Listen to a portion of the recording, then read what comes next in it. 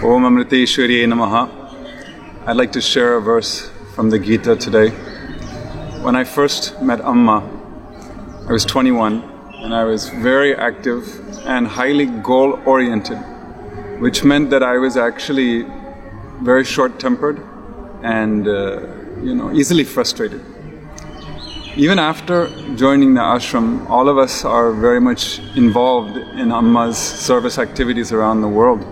She is going to serve until her last breath, so we have to try to do the same thing. But all of the activity means that there's still potential for frustration if we're not careful. That is why this verse has helped me a lot.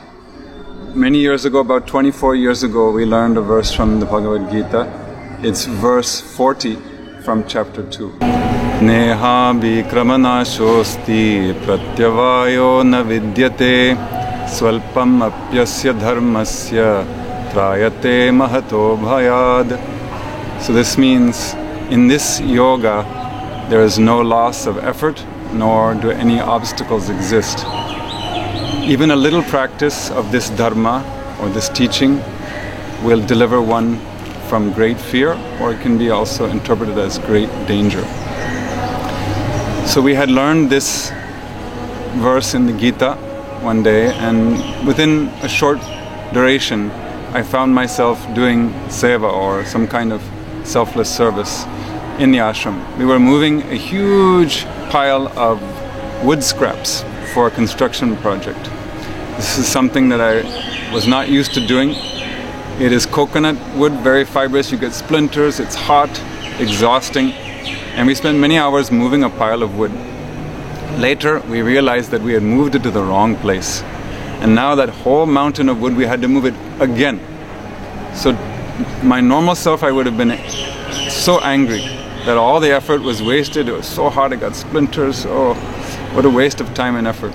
But I could remember that verse, which reminded me that the whole reason why I was doing that was for inner purification, or what we call chitta shuddhi. It was not to move the logs, even though the physical outcome was that, but it was the purification of my own mind that I was seeking.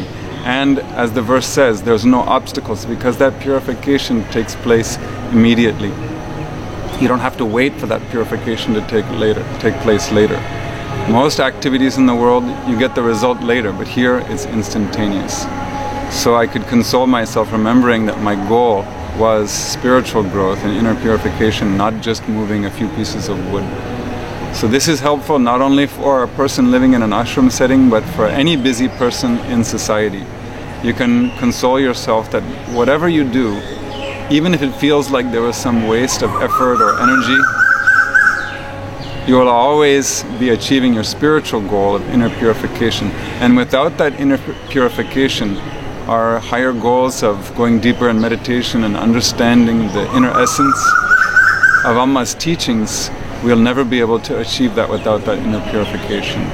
So it's actually the key step for most people in spiritual life. Start with the inner purification, and if you focus on that, you'll never be frustrated that your energy was wasted.